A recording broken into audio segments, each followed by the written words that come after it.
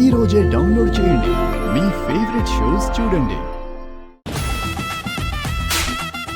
నువ్వు చెప్పిందేంటి, చేస్తుందేంటి?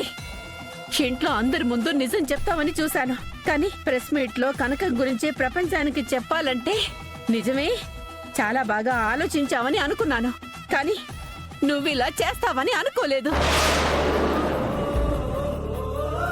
నిజం చెప్పి ఆనందంగా ఉండాలని నువ్వు ట్రై చేస్తే మీ అమ్మ ఘన చరిత్ర మొత్తం సాక్ష్యాధారాలతో సహా నేను వదులుతాను.